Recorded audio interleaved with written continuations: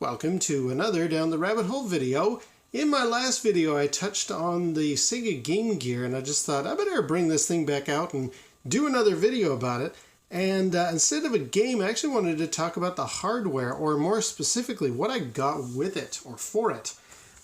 This is actually a carrying case that I got for dirt cheap when I was at the Portland Retro Gaming Expo a couple of years ago.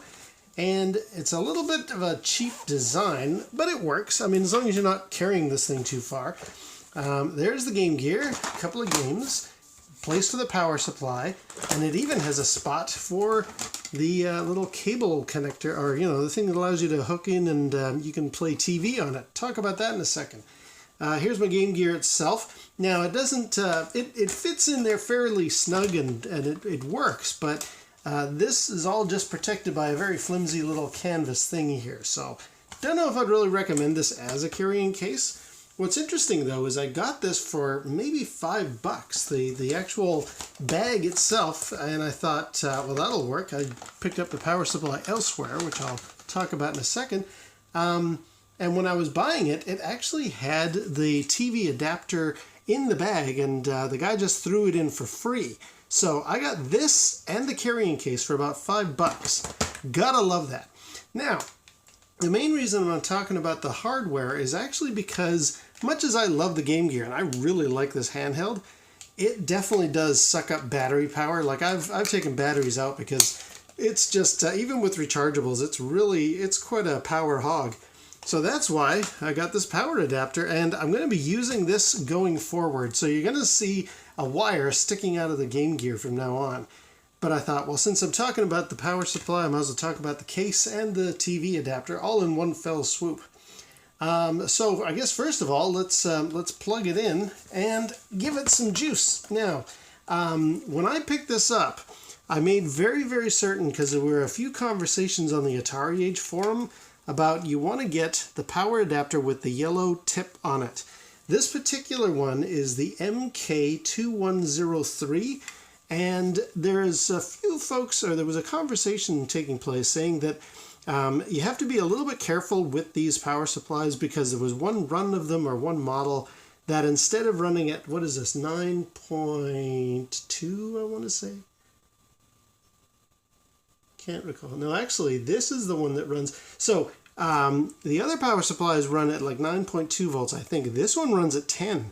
And somebody was saying on Atari Age, you know, that's probably why some of these things got burned out, like, you know, Sega Genesis CD players and stuff, because they all are CD-ROM add-ons, because they all run on the same power thing.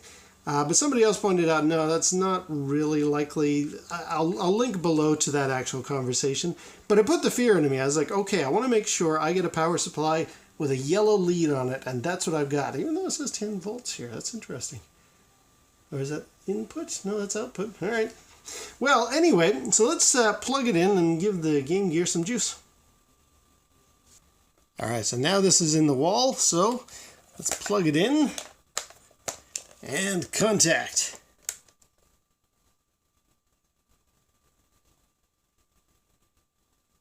Excellent. So there we go.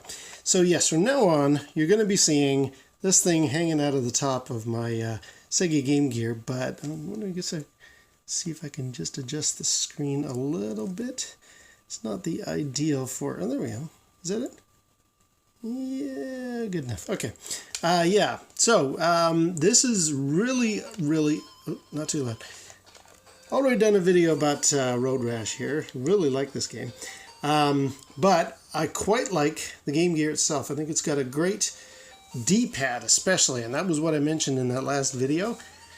So that's going to be getting some more love now that I can just plug it into the wall. Kind of reduces the use of it as a handheld, but it does make it actually being able to be much more of a hand, like as a collector of vintage hardware. I'm just very, very glad. Sure, I'll be sitting in the living room playing it, but I'm good with that. So that's the Game Gear now with some power that I can rely on. I guess what I should also show you, the limitation, of course, for this cable adapter is it just doesn't work in this day and age. So let's kill here, take Road Rash out, and which way did that go? Yeah, so it used to go in, I mean, it still goes in here. And you could try extending the antenna, but ever since the development of digital, high definition TV and stuff, these things are completely useless now. I mean, there is a tuner. Where'd the tuner go?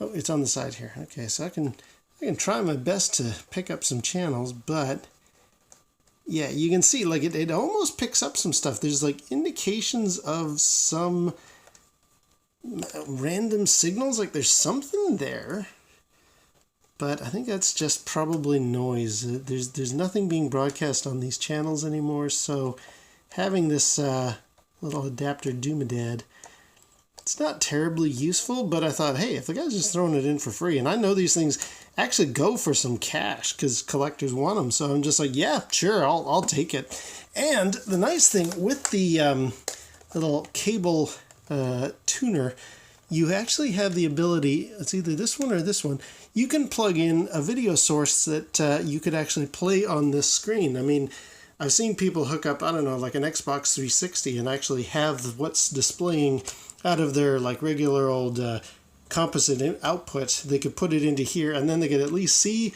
the Xbox 360 game playing on that screen. Kind of dopey and pointless, but you know, it's good for a laugh. If I could think of a use for that actual lead-in, that would be great. Or I've actually seen there is a way for you to transmit video through a radio frequency, but you need some pretty hefty equipment, and I think you need a license, and I'm just not going to bother with any of that stuff. I mean, it's kind of a cute what if, but in this modern era, it's just kind of pointless.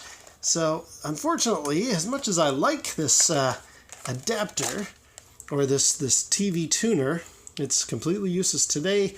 But hey, I got it for free. Yeah, so I guess that'll be about it. I just thought I would touch base on the Game Gear.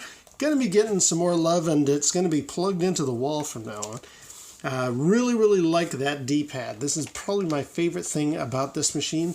And the games look great. I know it's had a bad rap over the years for the picture quality of the screen, but honestly, I think it looks great. So I'm very happy with it. It's not working right now. Maybe I had to... Did I not seat that properly? Yeah, whatever. Anyway, oh, there we go. It's back. Right. Well, there we go. Just a quick video about the Sega Game Gear hardware, because I really, really like it. And I guess until next time, we'll see you down the rabbit hole.